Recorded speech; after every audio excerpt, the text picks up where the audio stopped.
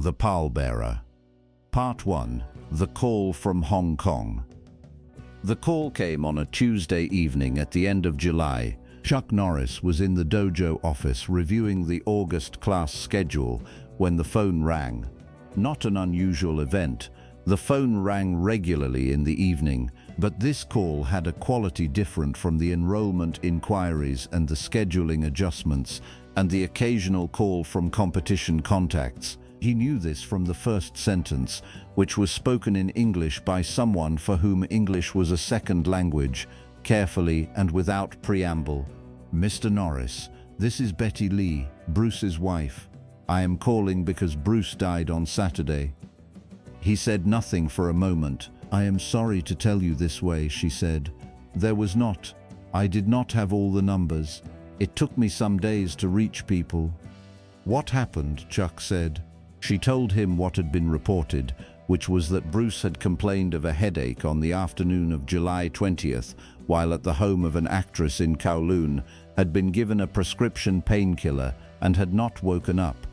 The doctors had said cerebral edema, swelling of the brain, the specific mechanism of which was unclear. He was 32 years old. He had been in the middle of post-production on his 4th film. He had been in the middle of everything.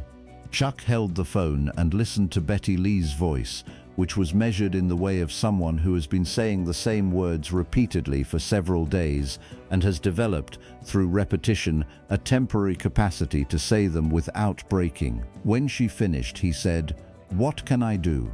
"There will be a memorial service," she said, "in Seattle at the end of July. His family, his mother is there. We are burying him in Seattle. I wanted you to know. I'll be there," Chuck said. He hung up and sat in the office for a long time. The ceiling fan rotated. The street outside produced its ordinary noise. A car went by, then another, then a motorcycle whose engine had something wrong with it, and that made a sound halfway between a cough and a protest.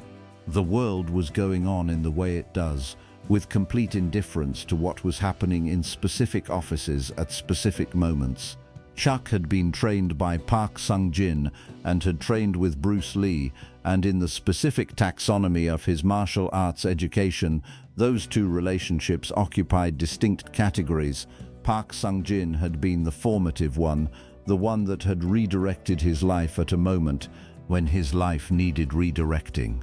Bruce Lee had been something different. A peer, an interlocutor, a presence in the specific conversation about what the practice was and what it was for, conducted between two people who were both attempting to answer the same question from different starting points and with different materials. They had disagreed, not dramatically, not personally, but substantially, about the role of tradition in practice, about the relationship between technical mastery and physical intelligence, about what a practitioner owed to the lineage that had formed them. The disagreements had been productive in the specific way that disagreements between serious people are productive.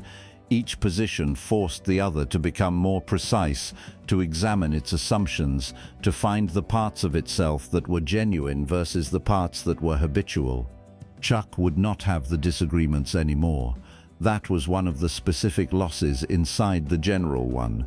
The specific interlocutor was gone, and the conversation that had been happening between them for 6 years, interrupted by the move to Hong Kong in 1970 but never entirely abandoned, maintained through intermittent correspondence, and a film in Rome, and the ongoing fact of knowing that the other person was somewhere continuing their own version of the same investigation. That conversation was over. He drove home. He told Diane. She made tea and they sat at the kitchen table, and he talked about Bruce for an hour, which was longer than he had talked about anyone who had died since Wieland, and Diane listened with the quality she brought to things that mattered, total, undivided, present. Part 2. The Flight North. Steve McQueen called the following morning. Chuck had half expected this. McQueen had trained under Bruce briefly in 1968, and the networks of the martial arts and Hollywood communities overlapped in ways that meant news moved through them simultaneously. McQueen said, "I heard, I'm going to Seattle." "I'm going too," Chuck said. "We should go together," McQueen said. It was said with the directness that was his habitual manner, not as a question, not as a suggestion, but as a plan already formed. "All right," Chuck said. They flew north together on the morning of July 30th, on a commercial flight that neither of them treated as an occasion for conversation beyond the necessary. McQueen was not a man who performed companionship, he was simply present, which was its own kind of company. Chuck sat beside him and looked out the window at California going brown and small below them, and then the geography changing as they moved north through Oregon and into Washington, the landscape going greener and steeper, the mountains visible at the edge of the horizon. He thought about the 6 years. He had first met Bruce Lee at the 1967 All-American Karate Championships, a brief encounter that night, a conversation that went until 4 in the morning, a sparring session in a hotel corridor until sunrise that had the quality of something both of them already knew was going to happen. The following 2 years in Culver City had been the most intellectually intense experience of his martial arts education, not because Lee had taught him more technique than other instructors, he hadn't, but because Lee was the only person he had ever encountered who was attacking the same fundamental questions from a position of comparable seriousness. They had trained and argued and trained more. Lee had asked questions that Chuck hadn't known needed asking. Chuck had offered observations that Lee had considered with the specific quality of consideration that indicated he was genuinely open to being changed by them. The high kicks were the most famous example, the one that had become documented in the community, but there had been dozens of smaller ones, the accumulated texture of two people working on the same problem from different angles. And then Lee had moved to Hong Kong in 1970 to pursue the film career that would turn him into the global phenomenon that was, as of this Tuesday morning on a flight to Seattle, abruptly and incomprehensibly concluded. Chuck looked at the mountains. McQueen was reading a magazine. He was not performing grief. He was sitting in a plane reading a magazine on the way to a funeral, which was what the situation called for. And McQueen's relationship to situations was always to occupy them rather than to position himself relative to them. "Did you know him well?" Chuck said. McQueen put down the magazine. "Well enough," he said. "We trained together for a few months in '68. He was extraordinary, in a way I've never seen in anyone else." He paused. "Not just physical, everything, the way he thought about what he was doing. Most people in any field think about their field. He thought about the thing the field was trying to get at." He paused again. "That's rare." "I know," Chuck said. They flew the rest of the way in silence, which was the right way to fly to a funeral. Part 3. Lakeview Cemetery. Lakeview Cemetery was on the eastern slope of Capitol Hill in Seattle, a working cemetery with old trees and the particular quality of a place that has been serving its purpose for long enough that the purpose has become embedded in the landscape. The headstones went back into the 19th century. The views were of the lake in one direction and the city in the other, ordinary and beautiful in the specific way of places that have not been designed to be beautiful, but have become so through time and use. There were approximately 100 people at the service. Not all of them were known to Chuck. Lee had connections in Hong Kong, in Hollywood, in the martial arts community, in the wider world of people whose lives had been touched by his work and his presence. The crowd had a mixed quality that Chuck associated with funerals of people who had lived in multiple worlds simultaneously, clusters of people who recognized each other from one context and looked unfamiliar in another, the way the same person looks different in different lights. Linda Lee was there, Bruce's wife, composed in the way of someone managing an enormous and public grief with the particular resource of having a child to take care of and tasks to discharge. Brandon, their son, was 8 years old and stood next to his mother with the solemn attentiveness of a child who does not fully understand what is happening but understands that it is important and is trying to honor that importance with his posture and his silence. Chuck had met Linda Lee twice before, once at the Culver City training sessions and once briefly in Rome during the filming. She was a person who created, by the quality of her presence, an impression of being more deeply rooted than her circumstances would seem to allow, as though the external disruptions of her life moved around her rather than through her. When she saw Chuck, she crossed the space between them with the directness of someone who has the specific emotional capacity to move toward rather than away from the things that are difficult. She took his hand in both of hers and said, "He valued you. He told me that more than once. That you were the one person he could genuinely argue with." "I know the feeling," Chuck said. She almost smiled, the precursor to a smile, the internal movement before the external one that the present circumstances did not allow to complete. She moved on to the next person. Chuck stood with McQueen, and they watched the service with the quality of men who are holding something they haven't fully processed yet and who understand that the processing will come later in the appropriate conditions and that for now the appropriate thing is to be present. Part 4. The Wet. The pallbearers were 6. Chuck had been called the week before by Linda Lee's representative, a call he had received with the same quality of deliberate calm he brought to things that were simultaneously enormous and inescapable. He had said yes without hesitation, because saying yes was the only thing to say, and because the yes was the simplest possible expression of a relationship that had been complicated and productive and genuine. McQueen was also one of the 6.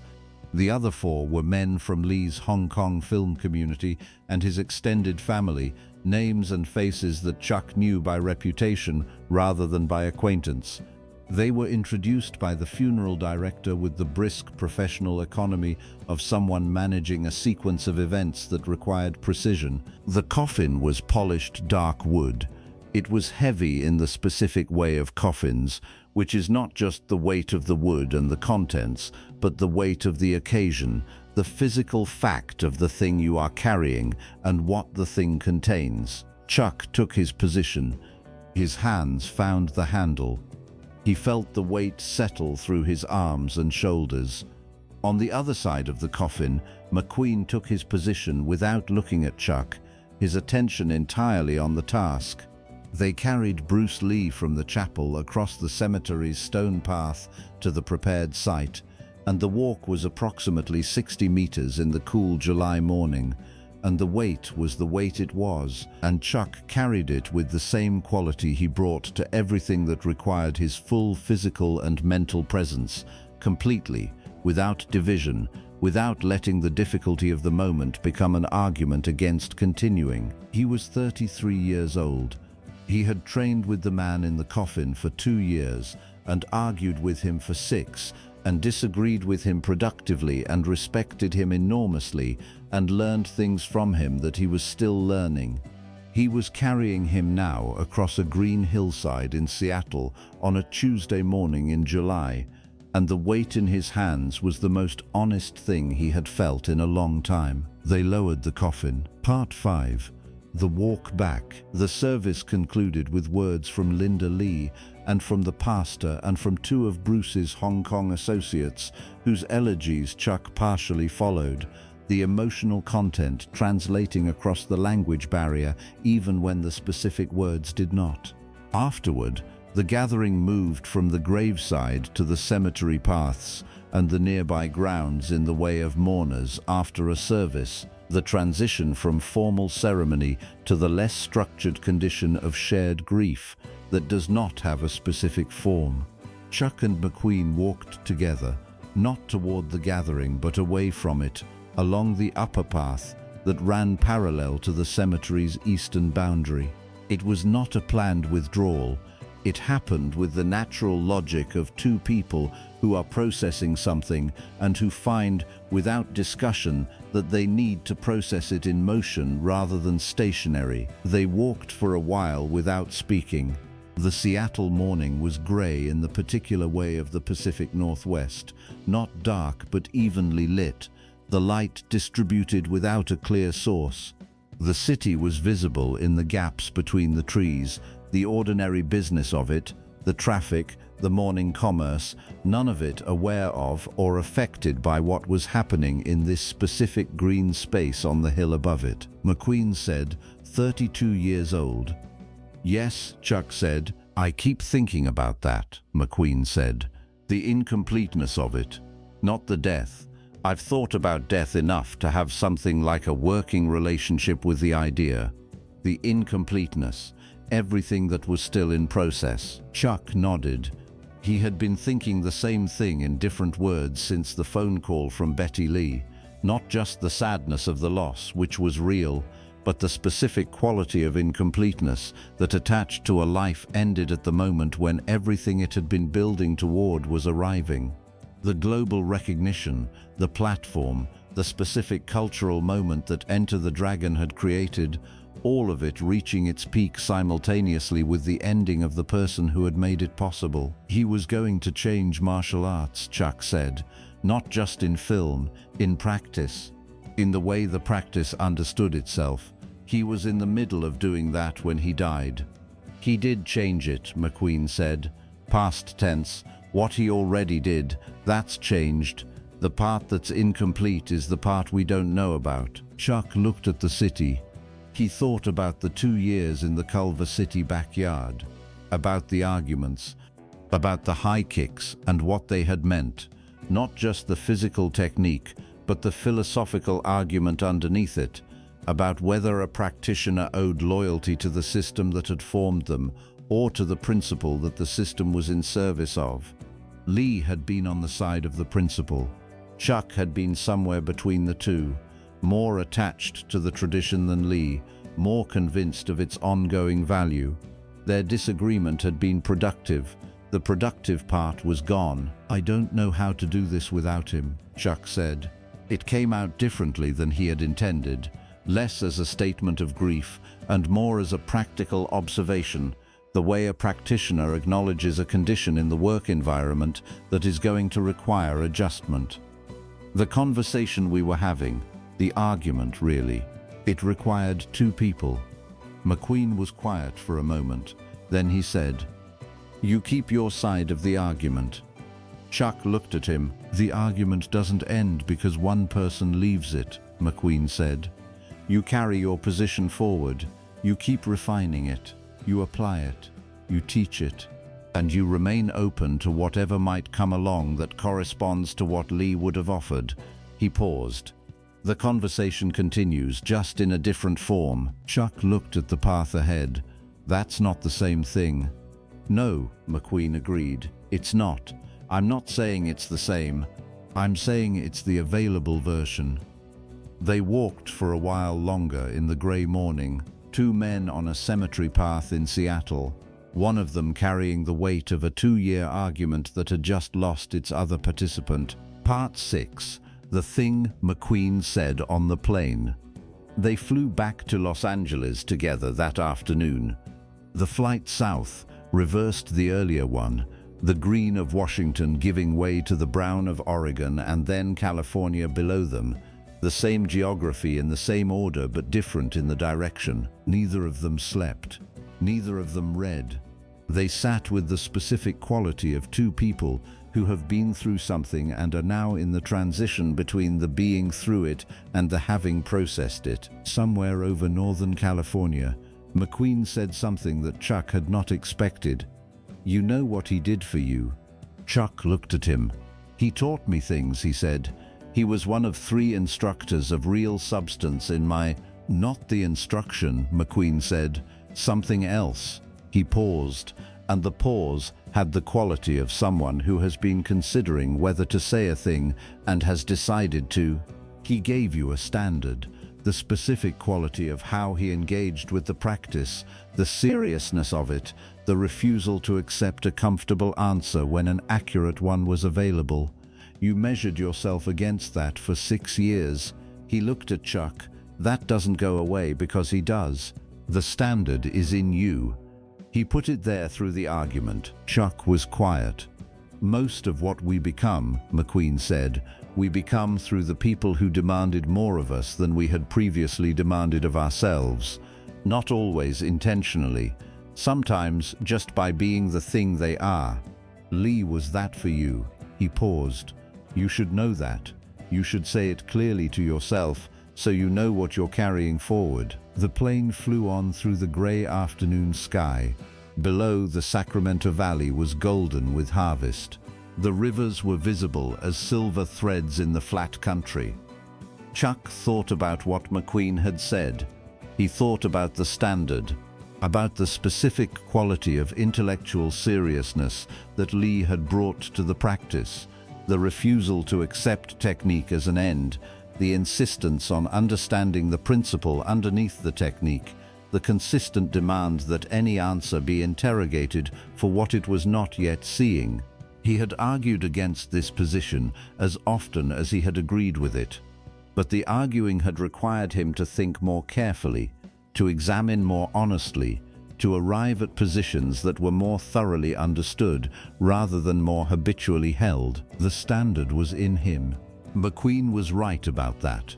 It had been put there through 6 years of engagement with a man who had just been buried in a green cemetery in Seattle on a gray Tuesday morning.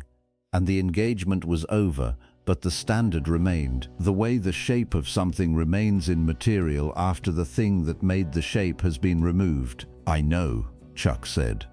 It was the truest thing he said the whole day. EPILOGOG, the 5 o'clock session. He taught the morning classes the following day. This was not a decision, it was the structure of his life, and the structure of his life had been built to hold things that were difficult, to provide a form for days that might otherwise have no form. He drove to the dojo in the dark and ran his forms in the empty room, and then the students arrived and he taught them. In the 10 o'clock session, one of his intermediate students, a young man who had been training for 2 years, who was beginning to develop the specific quality of embodied understanding that distinguished the seriously engaged student from the technically competent one, ran a sequence with a quality Chuck had not seen from him before. Not perfect, but present. The difference between doing the sequence and inhabiting it. Chuck stopped the class. He asked the student to run it again. The student did. The quality was consistent. "That," Chuck said to the class, "that's what we're working toward." After the class, while the students were leaving, Chuck stood at the edge of the floor and looked at the room, the mirror, the equipment, the specific quality of a space that had been given a purpose and had been taking that purpose seriously for 11 years. He thought about the cemetery in Seattle. He thought about what McQueen had said on the plane. The standard was in him. The argument continued. The available version was the version available, and the available version required the same 5 o'clock sessions and the same honest work and the same refusal to accept a comfortable answer when an accurate one was available. He had been carrying his friend across a green hillside in Seattle 24 hours ago. Now he was in a dojo in Torrance teaching someone to inhabit a technique rather than execute it. These were not separate activities.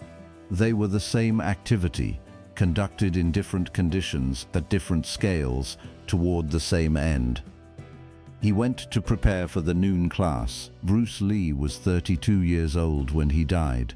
Chuck Norris was 33 when he carried him to the ground. He had 50 more years of the argument to keep. He intended to keep it.